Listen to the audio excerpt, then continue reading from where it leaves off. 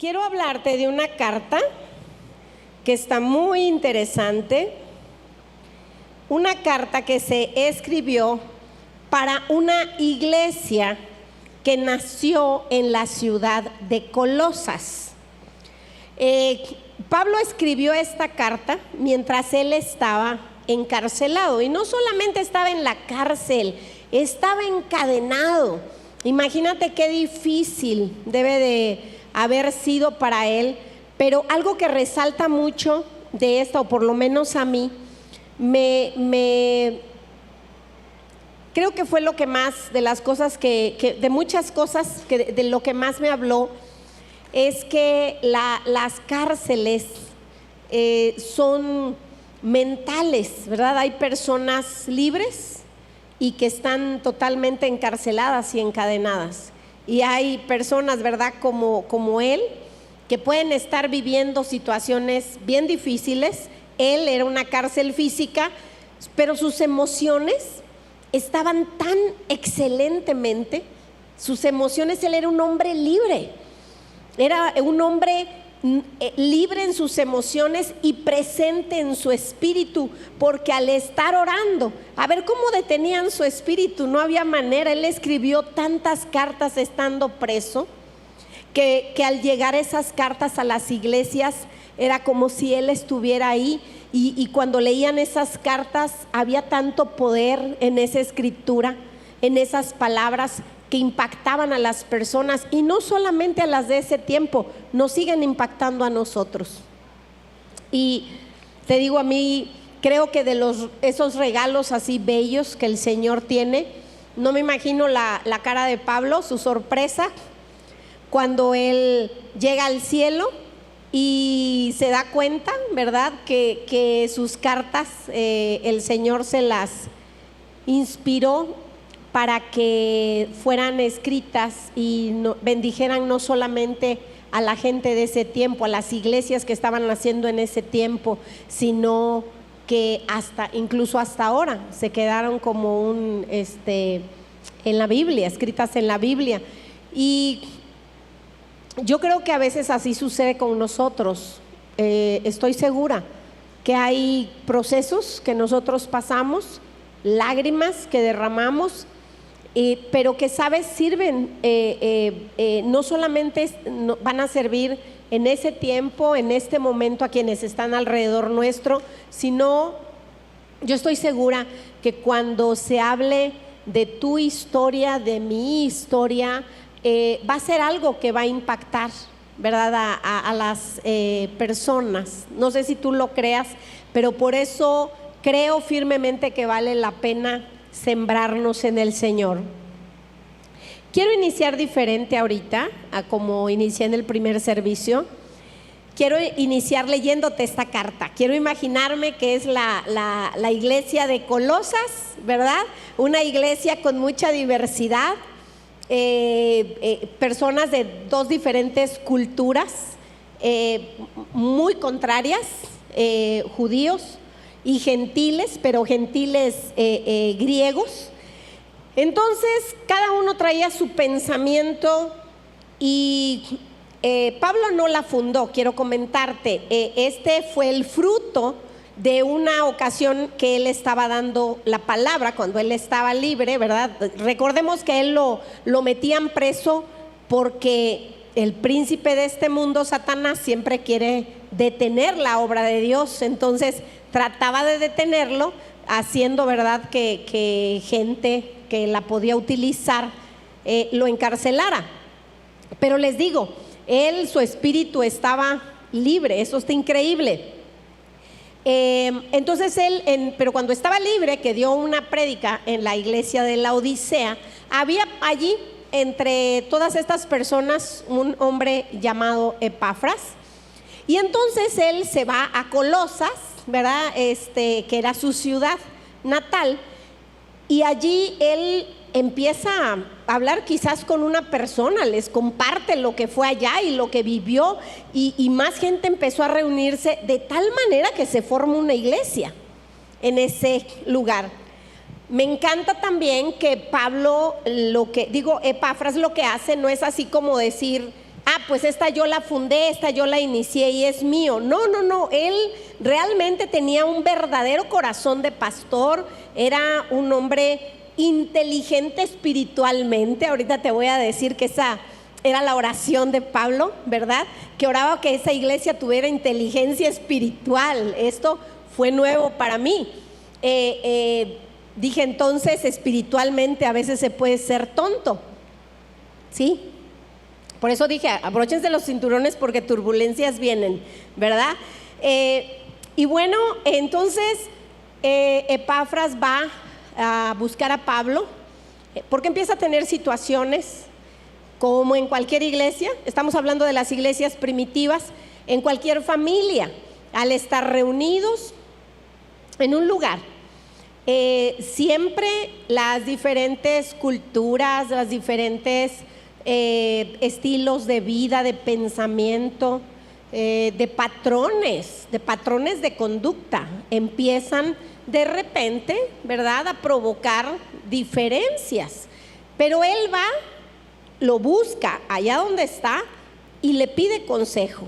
Esto es algo muy padre. Después de escuchar Pablo todas las cosas muy buenas, porque le fue a decir, hay una iglesia, somos tantos, mira que así, sucedió así, yo te escuché acá, y bueno, ¿no? Todo muy padre. Solamente le dice, quiero que me ayudes a solucionar esta situación que se está dando ahorita dentro de la iglesia.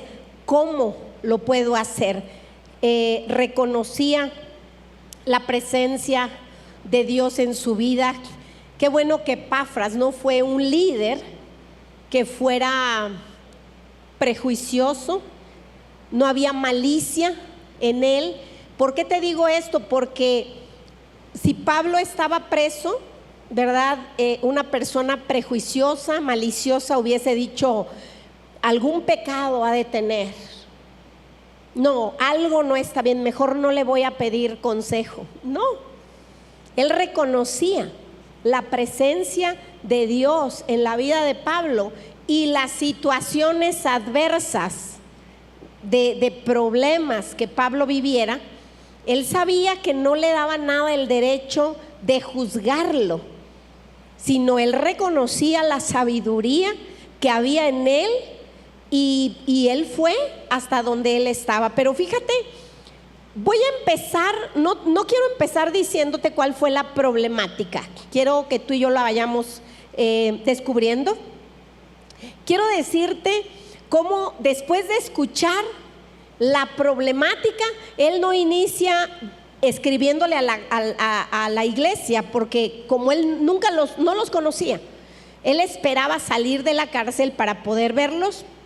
Por lo que veo, nunca fue posible eso. Pero la iglesia de la gente de ahí, de los colosenses, fueron impactados a través de la carta de Pablo, de las palabras de este hombre, de tal manera que queda escrita. O sea, son tan impactados que esa carta queda como un canon, ¿verdad?, en la Biblia. Y no solo impacta a la gente de aquel tiempo, sino que ha impactado a muchas generaciones. Y hoy, esta tarde, mañana, poquita ya, el Señor decidió que impactara tu vida y la mía. Y entonces, amén, ¿verdad? Así es, que así sea. Inicia la carta de esta manera: Pablo, apóstol de Jesucristo por la voluntad de Dios, junto con el hermano Timoteo, saluda a los del pueblo santo que están en Colosas, fieles hermanos en Cristo. Que Dios nuestro Padre derrame su gracia y su paz sobre ustedes. Amén. ¿Estamos recibiendo el saludo de Pablo? Sí, que derrame su gracia y su paz. Siempre oramos por ustedes, damos gracias a Dios, el Padre de nuestro Señor Jesucristo, pues hemos recibido noticias de su fe en Cristo Jesús y del amor que tienen a todo el pueblo santo. Animados, o sea, dice, nosotros animados por la esperanza de lo que ustedes les está reservado en el cielo. Dice, de eso ya oyeron hablar al escuchar el mensaje de la verdad contenido en el Evangelio. Dice que llegó hasta ustedes. Este mensaje, dice, está dando fruto, está creciendo, dando fruto en todas partes del mundo, igual que ha sucedido entre ustedes desde que oyeron hablar de la bondad de Dios y reconocieron su verdad. Entonces, ese es su saludo, ¿verdad? Y empieza a hablar de algo muy importante. Dice: desde el día que yo supe que esa iglesia se inicia, mi oración por ustedes, dice, yo no he dejado de orar, no hemos dejado. Recordemos que dice que la escribió junto con Timoteo, esa carta, ¿verdad? Es decir, probablemente les digo yo no sé si las cadenas, aparte de estar encarcelados, había cadenas, pero miren, nada le impedía a él hacer la voluntad de Dios. Él entendía su propósito, su carácter, para eso le servía, ¿verdad? Para no dejarse vencer y derrotarse y decir, no, pues, decía yo, como le pasó por un momento a Pedro, ¿verdad? Que ya después Pedro se recompuso, pero Pedro, si algunos recuerdan, cuando estuvo encarcelado, pues él también tenía mucho carácter como Pablo, pero en el caso de Pedro, que era muy emocional, ¿verdad? Pues cayó en una depresión, de tal manera que estaba sin sandalias. O sea, si estoy encarcelado, pues ya estoy encarcelado, pues ni modo. Que ni siquiera estaba ni orando, ya estaba ahí, hasta se había, ¿verdad?, quitado el cinturón para estar a gusto en la cárcel. Esto nos habla mucho, ¿verdad? Nos habla mucho de varias cosas. El Señor en su gran misericordia manda un ángel, porque tenía propósitos con Pedro, le pica aquí, porque verdad que aquí rápido uno, porque dice que le picó, le dijo, ponte las sandalias, o sea, ponte bien, levántate, ¿verdad? Yo te voy a sacar de aquí. Pero qué increíble que aquí el espíritu de Pablo andaba libre en las iglesias, porque él estaba orando, él estaba en cada lugar en su espíritu, ¿verdad? Y él estaba, mientras tanto, seguramente a lo mejor las cadenas, ¿verdad? A veces no era fácil escribir, probablemente le decía a Timoteo, ahora ayúdame tú, ¿verdad?, a escribir. Pero entonces, dice, yo no he dejado de orar por ustedes y pedirle a Dios que los haga conocer. Fíjate cuál era su petición después de escuchar las situaciones que se estaban viviendo en esa iglesia. Dice que los haga conocer plenamente su voluntad y les dé toda clase de sabiduría y entendimiento espiritual. Aquí hay tres cosas muy importantes. Uno, que les haga saber, ¿qué es lo que nos está diciendo hoy? Yo quisiera que cada uno de ustedes conocieran plenamente la voluntad de Dios, plenamente. ¿Qué nos está diciendo? Que a veces conocemos su voluntad a medias, y por eso caminamos a veces en la voluntad de Dios a medias, y viene la frustración, y viene a veces las tormentas, y como no conozco plenamente su voluntad, eso me hace muchas veces desistir, ¿verdad? Entonces, la oración tan importante, una, que ustedes conozcan plenamente su voluntad, que les dé toda clase de sabiduría. ¿Qué sabiduría? De lo alto, toda clase. ¿Por qué dice toda clase de sabiduría? Porque hay muchas clases de sabiduría, de la que viene del cielo. ¿Cuál es? La sabiduría que viene del Señor.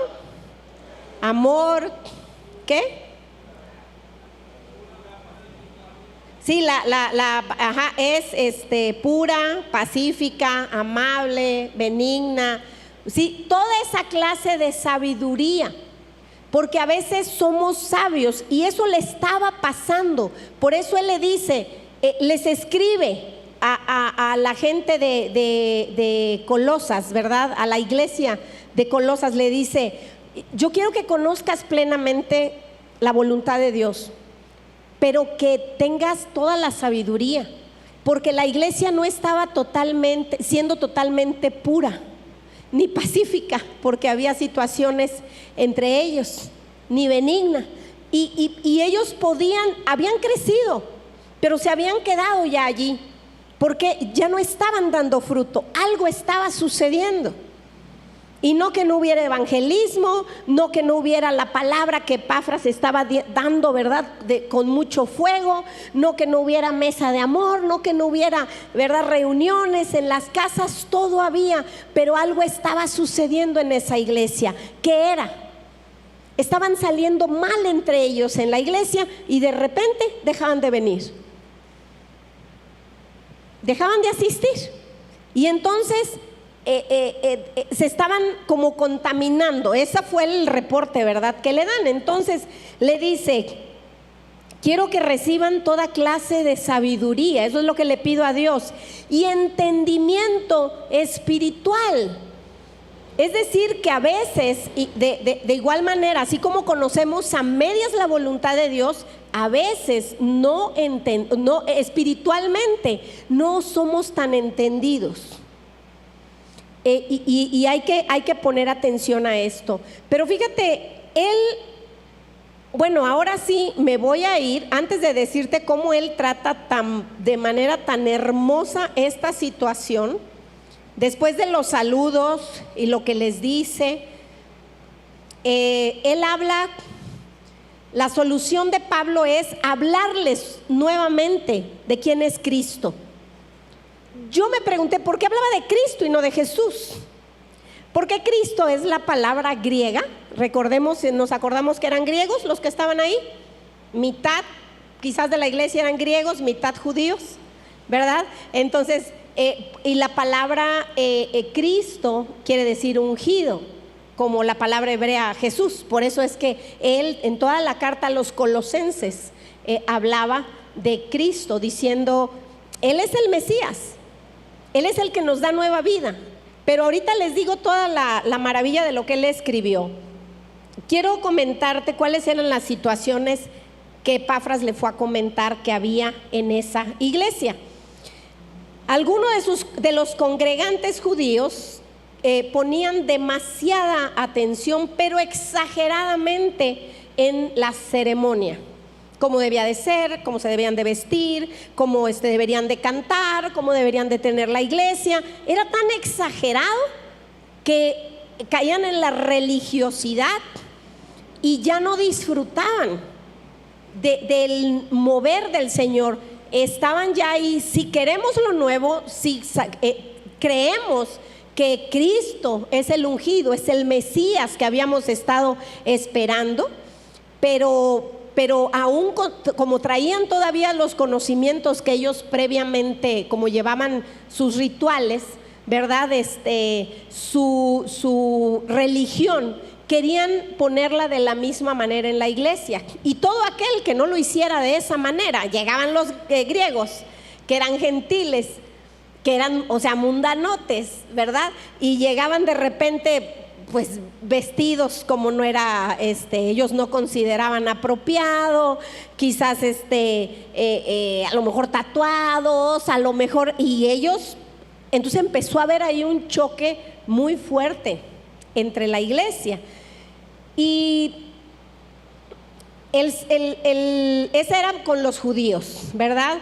También los judíos llegaron con conocimientos gnósticos, ¿verdad? Gnósticos, y también traían una adoración a los ángeles que ya no era normal, ya no, o sea, de acuerdo a la palabra de Dios, ya ellos los adoraban, los nombraban, los invocaban, ¿verdad? Y eso ya no era correcto. Lo puedes ver en el capítulo 2 de Colosenses, de la carta a los Colosenses, versículo 18.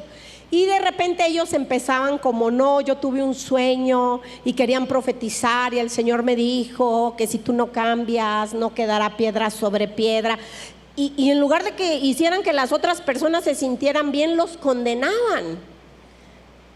Y entonces esta era la situación que traía, ¿verdad?, el líder. Y bueno, por otro lado, ¿verdad?, estaban ahora los griegos.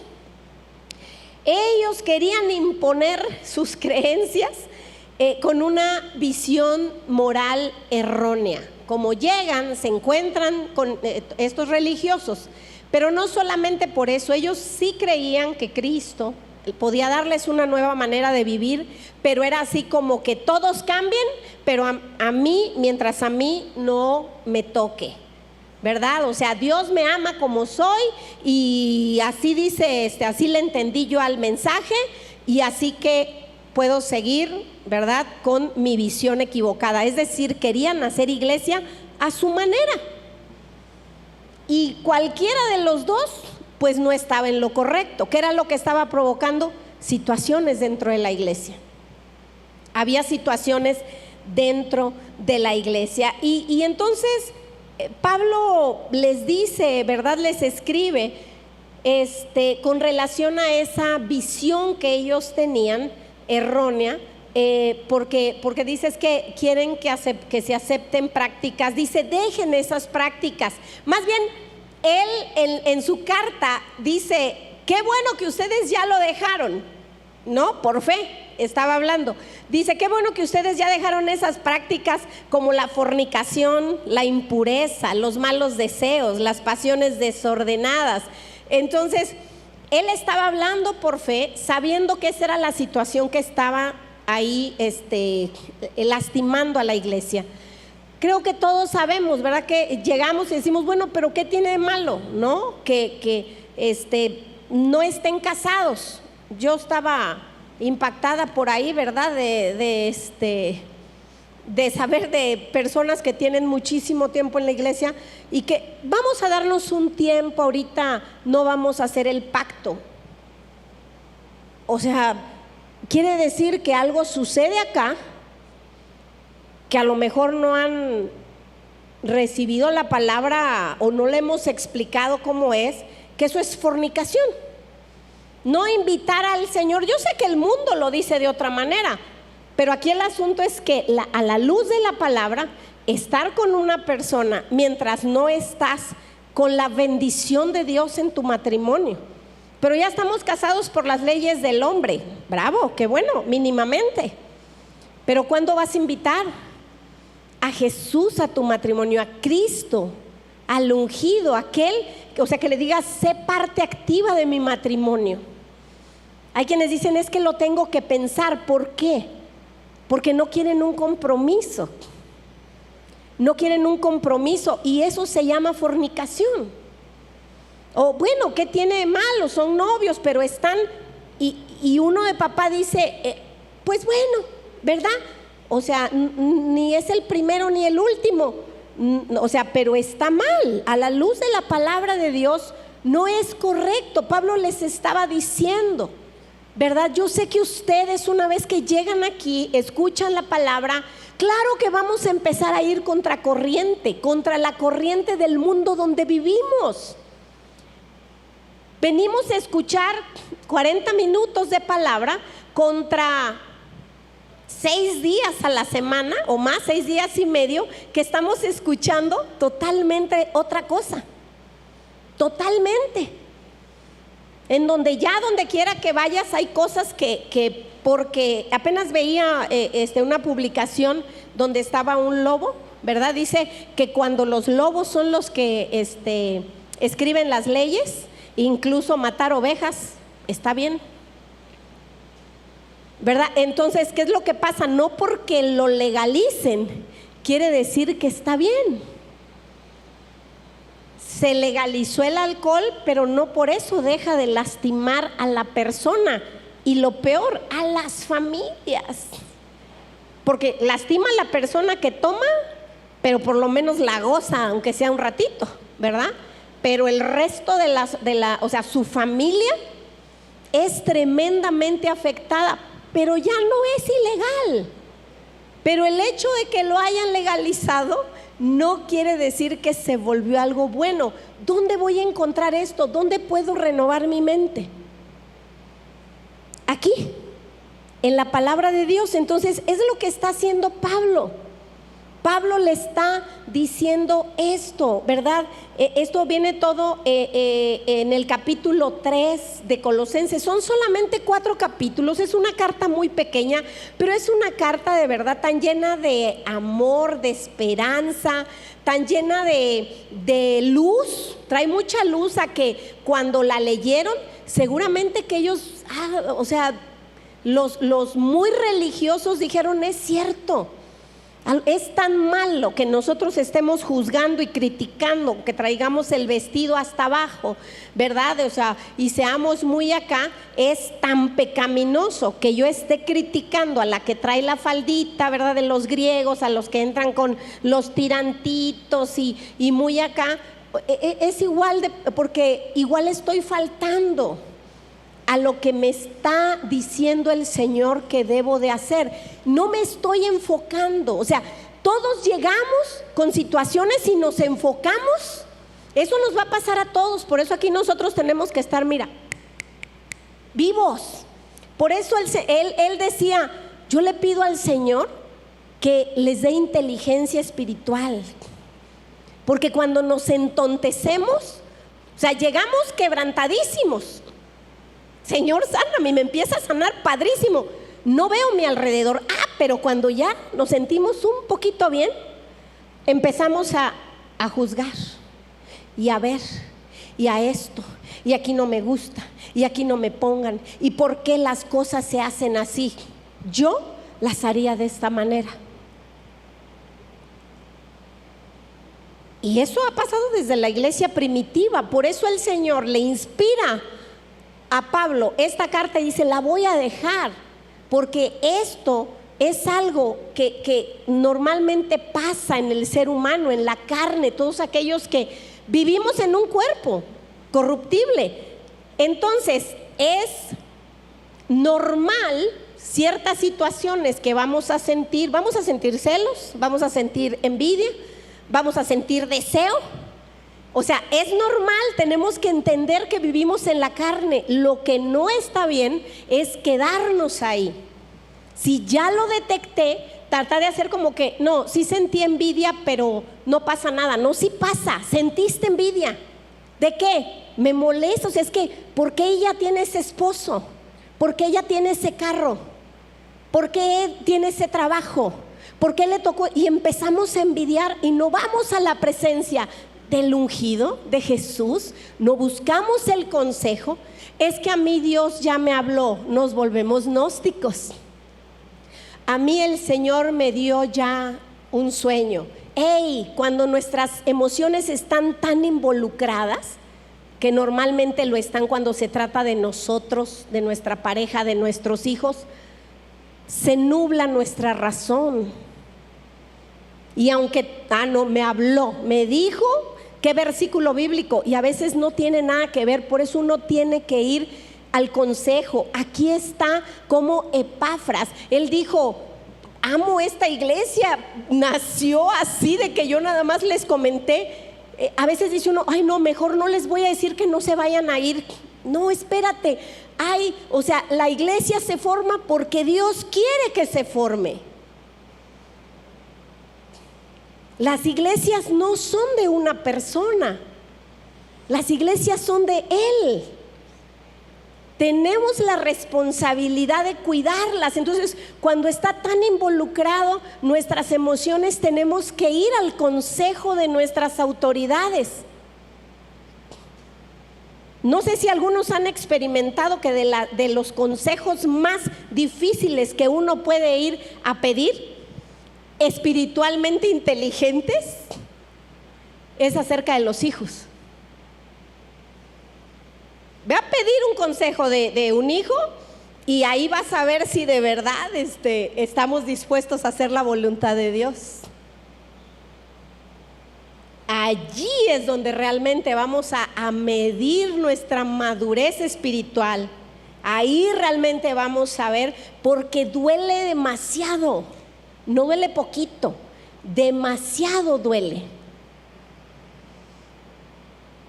Entonces, él les está diciendo aquí, se da cuenta Pablo, que no era una iglesia fácil. Pero eso es lo emocionante, la manera como él escribe. Él decide ver siempre lo bueno, ser positivo. Dice, yo estoy aquí, háblales que estoy aquí, que estoy en mis cadenas, pero que estoy gozoso, que recibo todo esto, porque entiendo que es parte de un proceso que yo tengo que vivir, y que me da gozo y alegría que ellos se estén reuniendo, que ellos estén en esa iglesia, porque dice la palabra de Dios que hierro con hierro se afila, ¿verdad? Había un pastor, me gustó mucho cómo habló de las iglesias, o cómo el Señor le dio el entendimiento. Dice que las iglesias son como las tómbolas del Señor, donde ya ven que los diamantes, no sé si sepan que están en la tierra, ¿sí? ¿Saben? Que están en la tierra, que así se encuentran. Entonces siempre que vas a sacar un diamante no lo vas a encontrar así súper brilloso. Se tiene que meter a unas tómbolas así, donde se les da vuelta, y al chocar, o sea, una piedra con otra, hace que la tierra se vaya cayendo, y entonces, ¿verdad? Ya la tierra se cae y lo único que queda es el brillo. Y, o sea, los diamantes. ¿Sabían eso? Bueno, eso somos en las iglesias, es para eso. Es para eso. O sea, alguien que a todo me dice que sí, que todo está perfecto y que no sé qué, no me va a sacar nada de brillo.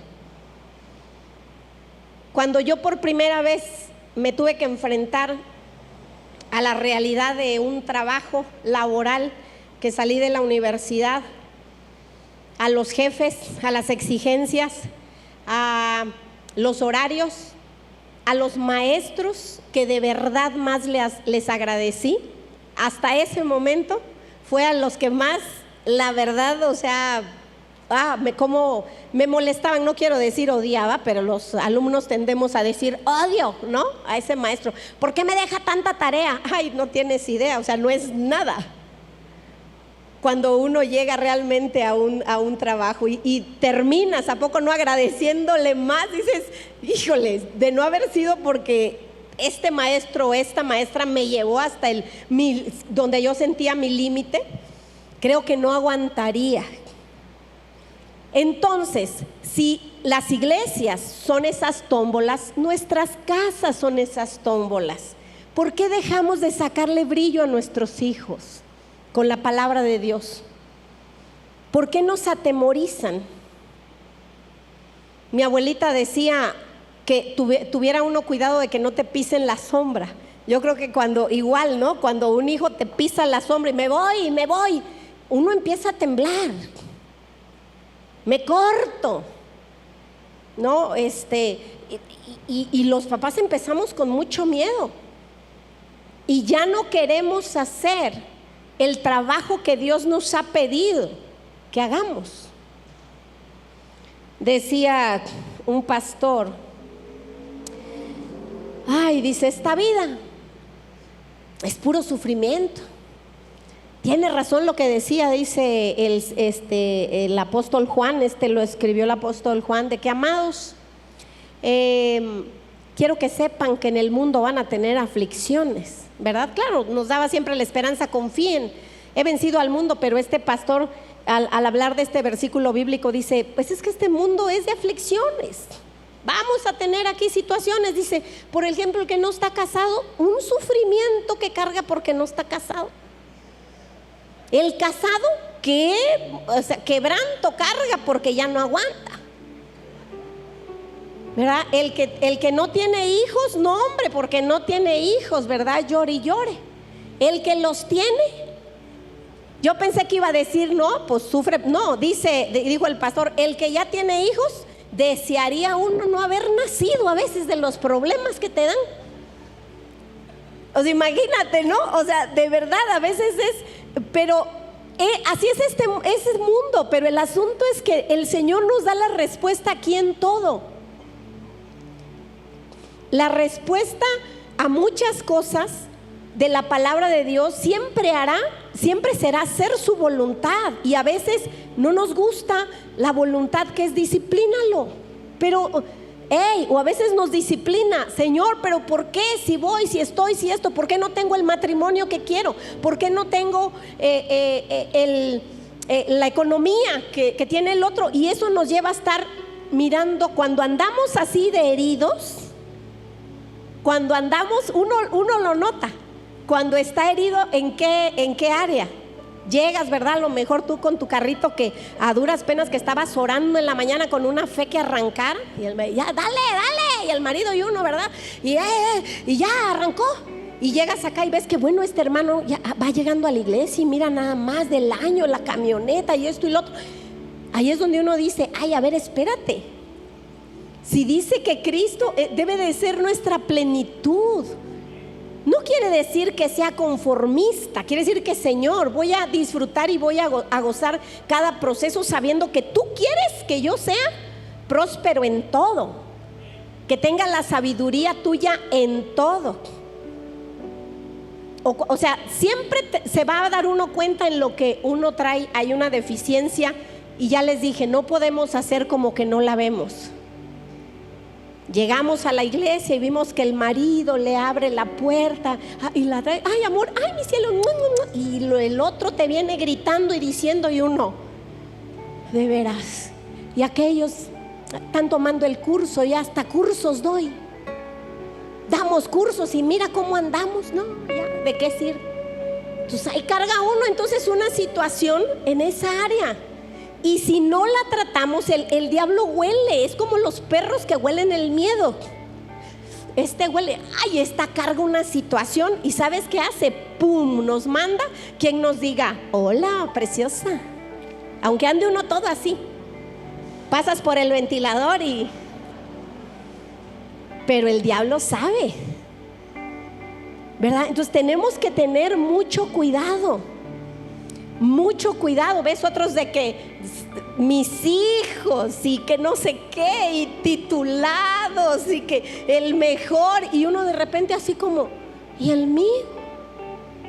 Ni título todavía, nada. ¿Por qué?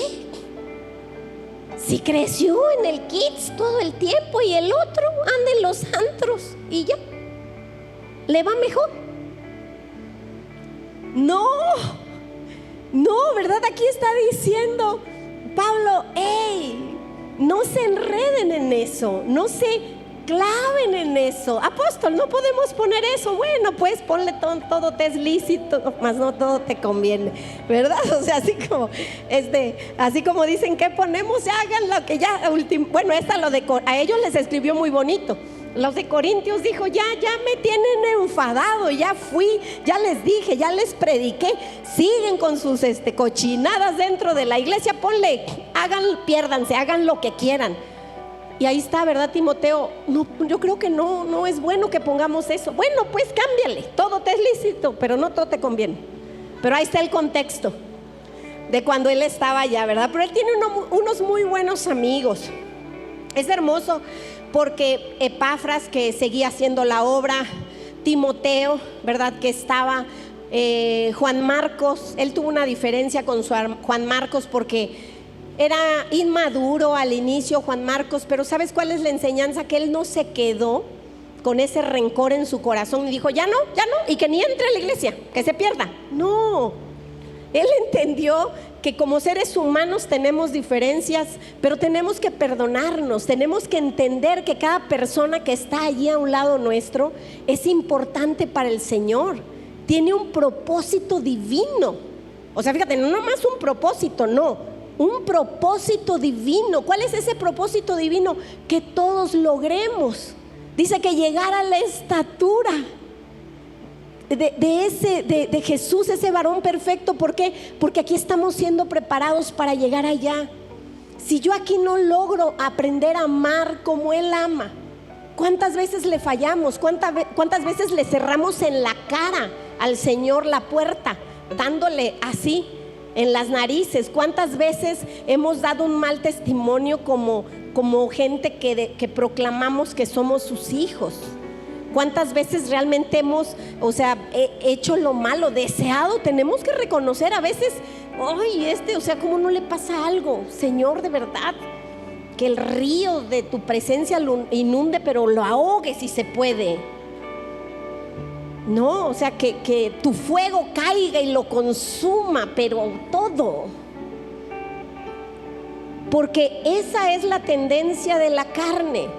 Pero aquí Pablo les está diciendo, ¿verdad? Les habla de esa obra en Cristo, esa obra de redención y reconciliación. Dice, ustedes antes estaban perdidos, separados, ya sea de una manera muy religiosos o muy que no salían y se flagelaban y que de todos modos estaban alejados porque no era la manera correcta, como los otros que también eran todo lo contrario, muy liberales en pensamientos.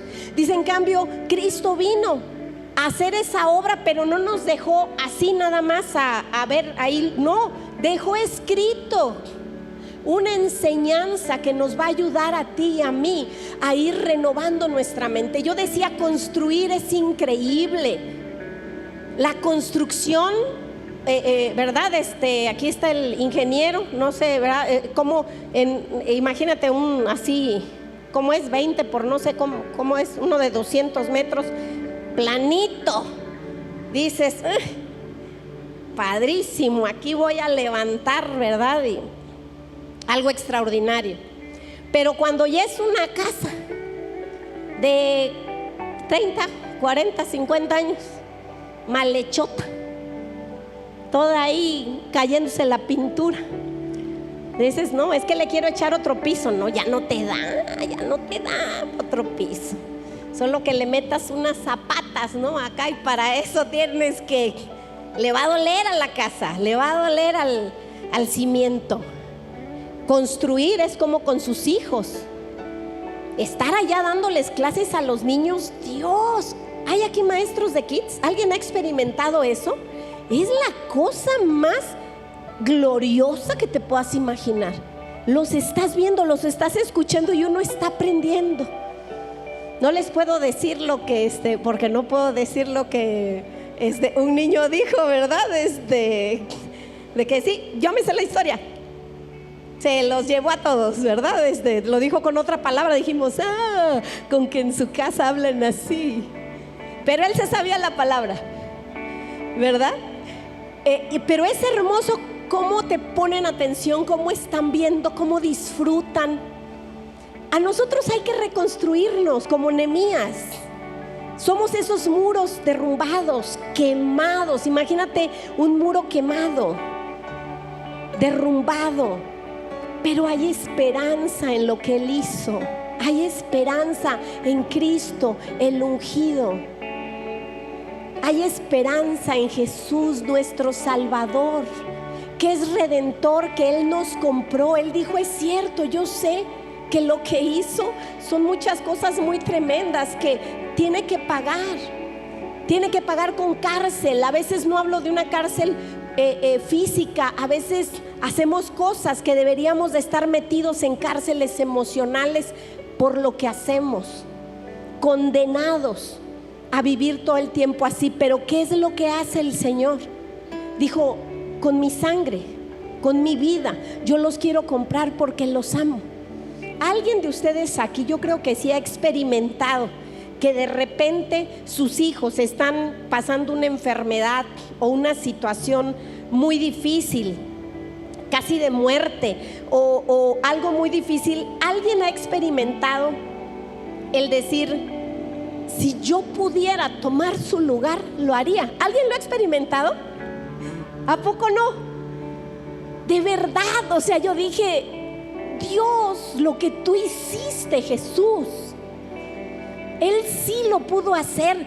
Yo he experimentado, yo he dicho, Señor, es que si yo pudiera, con gusto, y tú sabes que yo te cambiaría mi vida con tal de que mis hijos vivieran una vida diferente, con tal de que no estuvieran pasando esta situación que me duele tanto. Quisiera vivir yo esa pena, quisiera yo vivir esa vergüenza, quisiera yo que me lo hubieran hecho a mí, porque no me puedo cambiar. Pero dice Jesús, pero yo sí, y yo lo hice y lo sigo haciendo. Dice, por tus hijos, que más que tuyos son mis hijos. Muchas veces el Señor me ha dicho, que no se te olvide que quien más los ama soy yo, que son mis hijos, que te tuve la confianza de saber que te iba a dar mucha alegría al entregarte esta alma o estas almas, y que confío que les cuides de tal manera y les evites lo malo a través de enseñarles, de que tú te instruyas, pongas atención y tú les evites lo malo, porque yo espero que tú me los regreses a casa. ¿Alguien ha pensado en eso?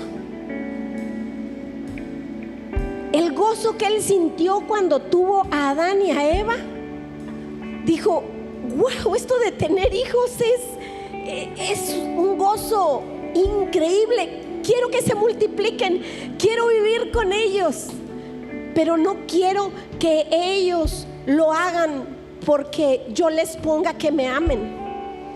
El sol no sale cuando le da la gana, ni la luna. El mar obedece, el aire. El perro no puede volar, o sea, tiene que ladrar. O quiero decir, nada de su creación tiene libre albedrío como nos los dio a nosotros, porque quiere experimentar la libertad de un amor que realmente le demos. Por eso nos busca. Por eso dice que con lazos de amor Él nos atrapa, nos atrae. Y Él espera que le amemos. Pero Él espera también que dejemos de hacernos daño unos a otros. Aquí dice: ámense, bendíganse, tolérense, no se mientan, no vengan con las cosas que tenían de allá afuera a hacer lo mismo aquí adentro.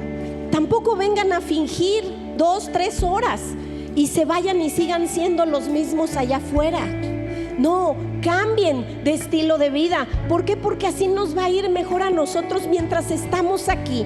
Esta carta a mí me pareció bien ponerle Colosenses viviendo en el presente, porque muchas de las cartas que él habla, que él escribe, Pablo siempre habla para la vida venidera, para cuando estemos con el Señor. Pero esta carta les dice: vivan bien aquí, pásenla bien aquí, pero dejándose transformar, entendiendo que la otra persona, la cual siento que no puedo estar cerca de esa persona o me molestan cosas de esa persona, es la que más me va a ayudar a sacar brillo a mi carácter. Porque voy a tener que aprender a perdonar, voy a tener que no solo aprender, yo tengo una fuente que se agota de amor, de paciencia, de tolerancia, de perdón. Pero lo maravilloso de Él, de lo que Él hizo en la cruz, es que yo puedo correr y decir: Señor, ya no tengo perdón. Y Él es esa fuente inagotable donde dice: ahí te va. Y entonces me doy cuenta que de manera así extraordinaria me vuelvo de una persona rencorosa a una persona vengativa, a una persona misericordiosa. Y de repente me hacen algo más fuerte y yo muy rápido ahora ya puedo perdonar. La primera vez, la segunda vez cuesta mucho trabajo, pero una vez que uno lo haga, después es tan fácil, porque empezamos a tener el carácter de Cristo, el carácter de Él, porque empezamos a tomar de su plenitud, porque dice que de su plenitud tomamos todos, no solamente los pastores, no solamente los líderes, no, todos aquellos que nos acercamos confiadamente. ¿Qué quiere decir cuando puso esto también Pablo? Que hay quienes se acercan desconfiadamente, sí. Señor, yo vengo, Diosito, si tú quieres. Pero dice que necesitamos acercarnos con fe, y cuando dudamos de Él, le estamos lastimando su corazón, porque realmente no creemos, porque creemos más en lo que vemos. Es que Dios dice: yo ya fui, ya pedí, pero mira, mis hijos siguen perdidos, mi esposo me sigue tratando mal, mi esposa de todos modos mira cómo me grita. O sea, hey, acerquémonos con fe. Él aquí, está escribiendo una carta a una iglesia que seguía con sus problemas. Pero él está diciendo, si tienes la fe, lo padre aquí es que Epafras, el líder, tenía la fe, por eso fue a ver a Pablo. Y se los transmitió con una fe que muchos de ellos dijeron: Señor, tengo que reconocer que hay áreas de mi vida que no están resueltas, que hay cosas en las que yo no he querido trabajar.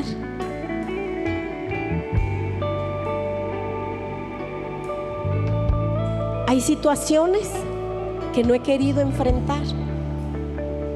Creo que abriste el mar, creo que tú eres el ungido, el Cristo, creo que pagaste por mis pecados, pero hay cosas que no he querido enfrentar. Hay lugares que tú has asignado para mí y no lo he querido tomar. El mundo tiene al revés todo, al revés de lo que dice la palabra de Dios. Pero decirle: Señor, yo hoy quiero de verdad experimentar esa plenitud. Quiero honrarte con mi fe. Es decir, que aunque aún yo no vea que las cosas están sucediendo, yo quiero creer que van a suceder, porque hoy te vengo a entregar mi vida, porque hoy vengo a entregarte mi voluntad, porque hoy quiero conocer tu voluntad, no la mía. Quiero hacer iglesia a tu manera, no a mi manera, Señor. ¿Cómo me voy a dar cuenta? Por el fruto, empezando con nuestra familia. ¿Sabes que cuando uno cambia, uno alcanza a la familia aún así sin palabras, aún sin carta? El día que yo logré perdonar en mi corazón a mi tío, que era la figura de mi papá, mi tío fue alcanzado. Dios hizo la obra, no lo hice por eso, simplemente dije: necesito perdonar. No puede seguir pasando los años y que yo no perdone. 3 figuras, fue la figura paterna, era los brazos que Dios quería utilizar para abrazarme, para corregirme, ¿verdad? Pero los rechacé. Y el día que lo acepté, mi tío, ¿verdad? El día que yo le perdoné, que empecé a orar por él, mi tío andaba por allá en Washington y allá lo alcanzó el Señor. En una situación muy fuerte que él vivió, estaba en un jardín, él me comenta, y cayó postrado delante de la presencia de Dios, diciéndole: Señor, necesito, tengo el tiempo todavía. Mi tío ya es grande, pero dice: necesito corregir mi vida, necesito ser diferente, hacer las cosas diferente. Lo hacía porque él no tuvo la oportunidad de conocer al Señor antes. Pero sabes, la gente que amamos es alcanzada cuando nosotros perdonamos. Cuando nosotros, el poder del perdón es increíble. El poder del amor que hace que hagamos lo que Pablo hizo con la gente de Colosas. No los conozco, pero voy a orar por ustedes. Hay gente a nuestro alrededor, en nuestro trabajo, que es alcanzada sin que le digamos palabras, nada más por la presencia de Dios en nuestra vida. ¿Cuándo nos vamos a dar cuenta que empezamos a ser diferentes? Simplemente porque tus amigos te van a empezar a decir: ¿dónde vas? ¿Dónde es la reunión? Así pasó con la iglesia de Colosas. ¿Dónde estás asistiendo? ¿Qué es lo que hay en tu vida? Inmediatamente vas a empezar a dar testimonio. Cada día, me gustaría que nos pusiéramos de pie. Cada día es una oportunidad que tenemos para tener una vida nueva. Cada vez que abrimos los ojos es una nueva oportunidad de decir: Señor, hoy quiero recibirte en mi corazón. Hoy quiero permitirte entrar a mi vida para que tú hagas el cambio que tienes que hacer. Te voy a hacer inteligente espiritualmente. Quiero conocer la totalidad de tu voluntad, no a medias, sino a mi manera, Señor. Así que es bueno, pon la mano en tu corazón y vamos hoy, dale la oportunidad, dale el permiso, porque recuerda, tenemos libre albedrío. Aunque tú puedas decir, bueno, Él ya sabe y Él me conoce. Sí sabe y sí te conoce. Pero así como al ciego, Él se acerca a un ciego y le dice, ¿qué quieres que te haga? Era muy obvio. Pero a Jesús le gusta que le digamos, esa es la enseñanza. Sé lo que te hace falta, sé lo que necesitas, pero ¿por qué no me lo dices? Eso es lo que hace un hijo con un papá. Hablarle, decirle, papá, perdóname si no he caminado en mi vida como tengo que hacerlo. Perdóname si me he perdido muchas cosas, si la historia, si hay un libro de mi vida que se ha estado escribiendo en otros caminos que no escribiste tú para mí en el cielo. Perdóname si en esta historia, Señor, para donde yo regrese a ver si paso la página, más que ganancia he tenido pérdida. Yo hoy, Señor, quiero hacer tu voluntad. Yo ya no quiero hacer iglesia a mi manera. Yo ya no quiero ser un hijo tuyo según como yo pienso en mi sabiduría. Señor, quiero ser un hijo tuyo a tu manera. Quiero conocer tu voluntad para mi vida, para la vida de mis hijos. Sino, ¿cómo voy a orar? ¿Cómo voy a decidir por ellos? ¿Cómo les voy a ayudar a decidir si no conozco tu voluntad para ellos? Y por eso a veces tomamos decisiones equivocadas que los marcan. ¿Cuál es tu voluntad, Señor?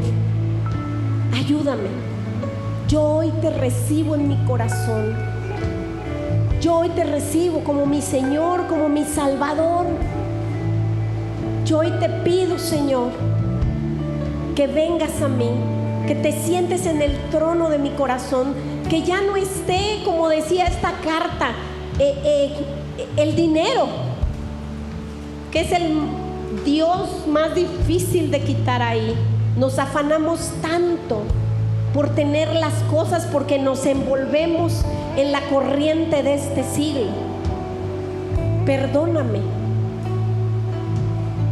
porque me he enfocado en preparar más a mis hijos para este mundo que para ese mundo celestial, Señor, a donde yo quiero que ellos estén. No que no deba prepararlos, pero, Señor, que sea más importante el estar aquí, el que ellos conozcan de ti. Perdóname por desperdiciar mi vida, perdóname por no cuidar mi cuerpo, mi salud. Perdóname, Señor, por herir, por mentir, por aprovecharme dentro, aquí, de tu iglesia, de tu gente, de tus hijos. Perdóname porque a veces me he querido aprovechar aquí dentro mismo, porque no he querido cambiar mi manera de relacionarme con la gente. Perdóname por juzgar. Perdóname, Señor. Y ayúdame, Padre, a ser una persona diferente, a construir mi vida junto contigo. Yo sé que con una mano construyendo y con la otra en mi mano tu espada, que es la palabra, sé que lo vamos a lograr como en los tiempos de Nehemías, y que mi vida va a ser levantada, la vida de mi familia, de mi casa, de mis hijos, de mi esposa, de mis padres, de mis generaciones. Señor, voy a poner cimientos fuertes para que nunca falte de mi descendencia quien vaya a tu casa a adorarte. En el nombre de Jesús.